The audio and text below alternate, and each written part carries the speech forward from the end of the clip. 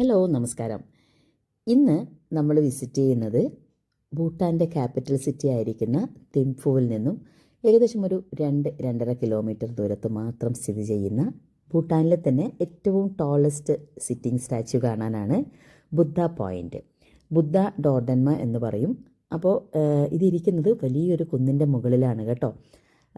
അതായത് നമ്മുടെ സ്വന്തം ഗൗതമ ബുദ്ധൻ്റെ സ്റ്റാച്യു ആണിത്. ഈ ഒരു കുന്ന് ശരിക്കും ഒരു നേച്ചർ പാർക്ക് കൂടിയാണ്.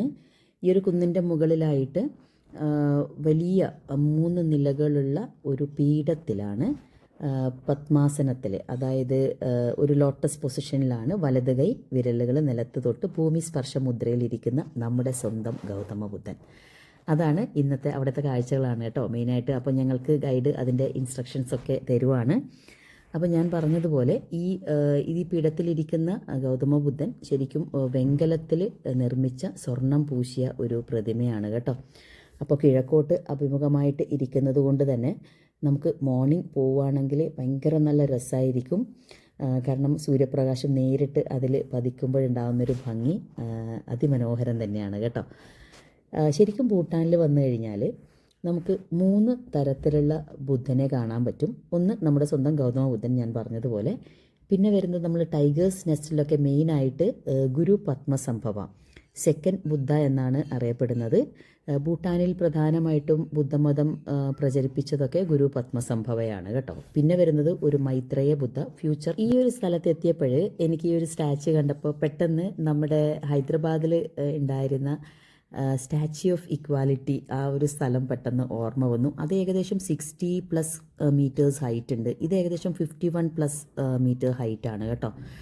അപ്പോൾ ഇവിടെ തന്നെയുള്ള ഏറ്റവും വലിയ സ്റ്റാച്യു ആണിത്. ഇവിടെ നമുക്ക് വിസിറ്റ് ചെയ്യാൻ ഡ്രസ് കോഡും കാര്യങ്ങളൊക്കെ തന്നെയുണ്ട്. എല്ലാം വളരെ റെസ്പെക്റ്റബിൾ ഡ്രസ്സായിരിക്കണം. ഫോട്ടോഗ്രാഫിയൊന്നും ഇൻസൈഡ് അലൗഡ് അല്ല കേട്ടോ. പിന്നെ 9 മണി മുതൽ 5 മണി വരെയാണ് ഇവിടുത്തെ മെയിൻ വിസിറ്റിംഗ് ടൈം. ഏകദേശം 2005-2010 കാലഘട്ടത്തിൽ ഇവിടെ നിർമ്മാണ പ്രവർത്തനങ്ങളൊക്കെ ആരംഭിച്ചിട്ടുണ്ടായിരുന്നു. പക്ഷേ 2015 കൂടിയാണ് 4th കിങ്ങിൻ്റെ 60ാം പിറന്നാൾ ആഘോഷത്തിൻ്റെ ഭാഗമായിട്ടാണ് ഈ ഒരു സ്റ്റാച്യു ഇനോഗ്രേറ്റ് ചെയ്യപ്പെട്ടത്. പക്ഷേ ഇതിനോട് കൂടെ തന്നെ ഇതിന് ഒരു പ്രധാനപ്പെട്ട ഒരു ഐതിഹ്യം പോലെ പറയുന്നത് സെക്കൻഡ് ബുദ്ധ ഗുരു പത്മസംഭവ ഇതുപോലൊരു നിർമ്മിതി ലോകത്തിൽ സമാധാനവും സന്തോഷവും കൊണ്ടുവരാൻ ഇവിടെ സ്ഥാപിക്കപ്പെടുമെന്ന് 8ാം നൂറ്റാണ്ടിൽ അങ്ങനെ ഒരു പ്രവചനം ഉണ്ടായിരുന്നു കേട്ടോ.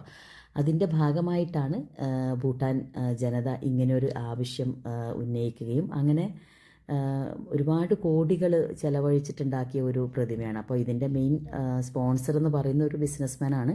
പിന്നെ ഇതിൻ്റെ എന്താ പറയുക, നിർമ്മാണത്തിന് ആവശ്യമായിട്ടുള്ള കാര്യങ്ങളൊക്കെ ചൈനീസ് കമ്പനി ആണ് ഇങ്ങനെ നിർമ്മിച്ചത്. പിന്നെ ഇവിടെ വന്നിട്ട് അതൊക്കെ അസംബിൾ ചെയ്യുമായിരുന്നു. അപ്പോൾ അതാണ് ഇതിൻ്റെ നിർമ്മിതിയുമായി ബന്ധപ്പെട്ടത്. എന്താ തന്നെ ആയിരുന്നാലും ഇവിടുത്തെ ഈ ഒരു കാഴ്ചയുണ്ടല്ലോ ശരിക്കും ഭയങ്കര മനോഹരമാണ്. മാത്രമല്ല ഇവിടുന്ന് നമുക്ക് തിംഫു വാലി ശരിക്കും നല്ല രീതിയിൽ കാണാൻ പറ്റുന്ന ഒരു സ്ഥലം കൂടിയാണ് കേട്ടോ. പിന്നെ നമ്മൾ ഇതിനുള്ളിലേക്ക് 3 നിലകളുള്ള ഒരു പീഠത്തിൻ്റെ മുകളിലാണല്ലോ ഈ ഒരു ബുദ്ധ സ്റ്റാച്യു സ്ഥാപിക്കപ്പെട്ടത്. അപ്പോൾ അതിനുള്ളിലേക്ക് നമുക്ക് പ്രവേശനമുണ്ട്. അപ്പോൾ അതിലേക്ക് ഫോട്ടോഗ്രാഫിയൊന്നും അലൗഡ് അല്ലെന്ന് മാത്രം. ശരിക്കും നമ്മൾ അതിനുള്ളിലേക്ക് കയറി പുറത്ത് വരുമ്പോഴേക്കുണ്ടല്ലോ ശരിക്കും ഭയങ്കര ഒരു നല്ലൊരു ഫീലായിരുന്നു. നമ്മൾ വേറൊരു ലോകത്തിൽ എത്തിയതുപോലത്തെ നമുക്കങ്ങനെ ഒരു എന്താ പറയുക, എനിക്കത് എക്സ്പ്ലെയിൻ ചെയ്ത് തരാൻ പറ്റില്ല. അത്ര ഭംഗിയായിരുന്നു ശരിക്കും ഫുൾ നമ്മുടെ ചുറ്റും ഇങ്ങനെ എന്താ പറയുക, സ്വർണം കൊണ്ടുള്ള ബുദ്ധന്മാർ. ഏകദേശം 1,25,000 ചെറിയ ബുദ്ധ സ്റ്റാച്യൂസ് ഇതിൻ്റെ 3 നിലകളിലായിട്ട് വളരെ ഭംഗിയായിട്ട് അടുക്കി വെച്ചിട്ടുണ്ട്. അതുപോലെ കുറേ ചുവർ ചിത്രങ്ങളും ഒക്കെ ആയിട്ട് അതിമനോഹരമാണ് കേട്ടോ. ഏകദേശം 8 ഇഞ്ചും 12 ഇഞ്ചും വലിപ്പമുള്ള 8 ഇഞ്ചുള്ള 1,00,000 പ്രതിമകളും അതുപോലെ തന്നെ 12 ഇഞ്ചുള്ള 20-25,000 പ്രതിമകളുമാണ് ഇതിനകത്തേക്ക് അടുക്കി വെച്ചിരിക്കുന്നത്. അതൊക്കെ ഓരോ വ്യക്തികളും ബുദ്ധൻ്റെ അനുഗ്രഹത്തിനും മറ്റും വേണ്ടി നമ്മളൊരു വഴിപാട് പോലെ സമർപ്പിക്കില്ലേ, അതുപോലെ ലോകത്തിലുള്ള ബുദ്ധമത വിശ്വാസികൾ ഭൂരിഭാഗവും അങ്ങനെ സമർപ്പിച്ചതാണെന്ന് പറയപ്പെടുന്നു. നമ്മുടെ ഗൈഡ് അതിനെക്കുറിച്ചൊക്കെ വിശദമായിട്ട് നമുക്ക് പറഞ്ഞു തരുന്നുണ്ട് കേട്ടോ. അപ്പോൾ ഇനിയിപ്പം നമ്മൾ ഇതിനുള്ളിലുള്ള കാഴ്ചകളാണ് കാണാൻ പോകുന്നത്. ഇതുപോലുള്ള സ്റ്റെപ്സ് കയറിയിട്ട് വേണം നമുക്ക് അതിനുള്ളിലേക്ക് പോകാൻ. അപ്പോഴും നമ്മൾ കാണുന്ന കാഴ്ചകളാണ് കേട്ടോ. ഇവിടെ ഇങ്ങനെ പ്രെയർ മീറ്റിങ്സ് ഒക്കെ നടക്കുന്നുണ്ട്. അപ്പോൾ ചെറിയ കുട്ടികളടക്കമുള്ള ആൾക്കാരുണ്ട് കേട്ടോ അവിടെ. നമ്മളെ നാട്ടിൽ അമ്പലത്തിലങ്ങ് ഉണ്ടാവില്ല, അപ്പോൾ അതുപോലെ ഉള്ള പ്രെയർ മീറ്റിങ്സ്. അത് കഴിഞ്ഞിട്ട് കുറേ വാദ്യങ്ങളും ഒക്കെ ഉണ്ടായിരുന്നു കേട്ടോ. അപ്പോൾ ആക്ച്വലി ഇവിടെ ഞാൻ പറഞ്ഞില്ലേ 1,25,000 പ്രതിമകൾ ഇതിനുള്ളിൽ സൂക്ഷിച്ചിരിക്കുന്നു എന്നുള്ളത്. അപ്പോൾ അതിൻ്റെ ഒരു സിഗ്നിഫിക്കൻസ് എന്ന് പറഞ്ഞാൽ അന്ന് ആ ഒരു ഈ സ്റ്റാച്യു നിർമ്മിക്കുന്ന സമയത്ത് ഏകദേശം തിംഫുവിലെ ജനസംഖ്യ ഏകദേശം ഇത്രയായിരുന്നു. അപ്പോൾ ഓരോ വ്യക്തിക്കും ഓരോ ബുദ്ധൻ എന്നുള്ള ആ ഒരു ഇതും കൂടെ ഉണ്ട്, സിഗ്നിഫിക്കൻസ് ഉണ്ടെന്നാണ് പറയപ്പെടുന്നത്. ഇത് ഞാൻ നേരത്തെ പറഞ്ഞില്ലേ ഈ ഒരു പ്രെയർ മീറ്റിംഗ്. അതുപോലെ തന്നെ ഈ സ്റ്റാച്യുവിന് ചുറ്റിലുമായിട്ട് വേറെ എന്താ പറയുക മാലാഖമാരുടെ പോലുള്ള സ്റ്റാച്യൂസ് ഉണ്ട് കേട്ടോ. അതെല്ലാം ഒരുപോലെ ഇരിക്കുമെങ്കിലും കുറച്ച് വ്യത്യസ്തമാണ് കേട്ടോ. അവരുടെ കയ്യിലിരിക്കുന്ന കാര്യങ്ങളൊക്കെ കുറച്ച് ഡിഫറെൻ്റ് ആണ്.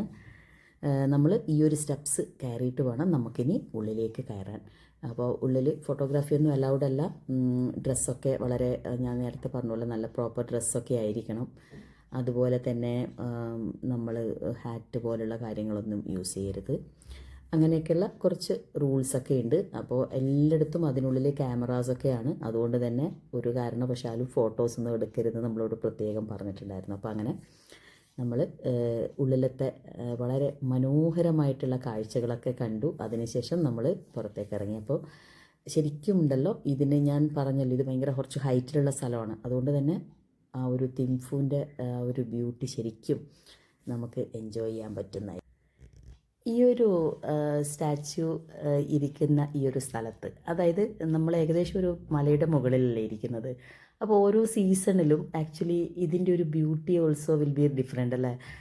ഇപ്പോൾ ഒരു കുറച്ചൊരു കാറ്റും അങ്ങനെ ഒത്തിരി അങ്ങ് ചൂടില്ല, എന്നാലും കുറച്ച് നല്ലൊരു പ്ലസൻ്റ് ആയിട്ടുള്ളൊരു ക്ലൈമറ്റാണ് കേട്ടോ. എൻ്റെ കൂടെയുള്ള എല്ലാവരും തന്നെ ഇതിൻ്റെ ഫ്രണ്ടിലായിട്ടുണ്ട്, എൻ്റെ ബാക്കിലായിട്ട് കാണാൻ പറ്റും എല്ലാവരെയും. അതുപോലെ ഇവിടെ ഇങ്ങനെ ഒരു 14 ഇതുപോലുള്ള 15 കുടങ്ങളിലായിട്ട് ഇങ്ങനെ വെള്ളമാണ്, പ്യോർ വാട്ടറാണ് ഇവിടെ വെച്ചിരിക്കുന്നത്. ഇത് ശരിക്കും ദൈവത്തിന് അല്ലെങ്കിൽ ഒരു ഓഫറിങ് പോലെ വെച്ചിരിക്കുന്നതാണ്. കാരണം എല്ലാവർക്കും എഫേർഡ് ചെയ്യാൻ പറ്റുന്ന ഒരു കാര്യം, അങ്ങനെയുള്ള ഒരു രീതിയിലാണ് വെള്ളം അവിടെ വെച്ചിരിക്കുന്നത് കേട്ടോ.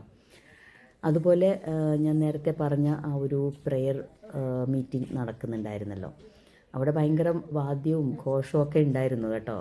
അപ്പോൾ ഞാൻ അതൊന്നും ഇതിനകത്ത് ഉൾപ്പെടുത്തിയിട്ടുണ്ടായിരുന്നില്ല. അപ്പോൾ അതിൻ്റെ ഒരു ഭാഗത്ത് വന്നപ്പോഴാണ് ഇവിടെ ഇത്രയും ഫുഡ് ഇങ്ങനത്തെ കാര്യങ്ങളൊക്കെ തന്നെ ഓഫർ ചെയ്ത് വെച്ചിട്ടുണ്ടായിരുന്നു കേട്ടോ. ഫ്രൂട്ട്സ് ആണെങ്കിലും പലതരത്തിലുള്ള പലഹാരങ്ങളും ഒക്കെ തന്നെ. ഇതാണ് നമ്മുടെ ഗൗതമ ബുദ്ധൻ്റെ അടുത്തെന്നുള്ള വ്യൂ എന്ന് പറയുന്നത്. നല്ല രസമാണ് കേട്ടോ അത് കാണാൻ. അതുപോലെ ഇതിൻ്റെ ചുറ്റും നമ്മുടെ തിംഫുയുടെ ശരിക്കുള്ള ബ്യൂട്ടി ശരിക്കും എൻജോയ് ചെയ്യാൻ പറ്റി കേട്ടോ. അവിടെ പോയപ്പോൾ അതിമനോഹരമായിരുന്നു കേട്ടോ. കണ്ടില്ല എന്ത് ഭംഗിയായിട്ടാണ് ഇവിടെ ഈ തിംഫു വാലിയിൽ വീടുകളും കാര്യങ്ങളൊക്കെ വളരെ ഓർഗനൈസ്ഡ് ആയിട്ടാണ് കേട്ടോ അതൊക്കെ ചെയ്തിരിക്കുന്നത്. ആക്ച്വലി ഇതാണ് അതിൻ്റെ എൻട്രൻസ്. അതായത് ബുദ്ധനെ നേരെ വരുന്ന ആ കിഴക്കോട്ട് അഭിമുഖമായിട്ട് നേരിട്ടാണ് അതിൻ്റെ ആ ഒരു സ്റ്റെപ്സ് വരുന്നത്. അത് കുറേ സ്റ്റെപ്സ് ഉണ്ട് കേട്ടോ. നമ്മളത് കയറിയിട്ടല്ല വന്നത്, നമ്മൾ പാർക്കിംഗ് ഏരിയയിൽ നിന്ന് ഡയറക്റ്റ് അവിടുന്ന് ടിക്കറ്റ് എടുത്ത് ഇങ്ങോട്ട് വരികയായിരുന്നു. അപ്പോൾ ഇതൊക്കെയാണ് നമ്മുടെ ബുദ്ധ പോയിൻറ്റിലെ കാഴ്ചകൾ. അടുത്ത വീഡിയോയിൽ കൂടുതൽ കാഴ്ചകൾ കാണാം കേട്ടോ.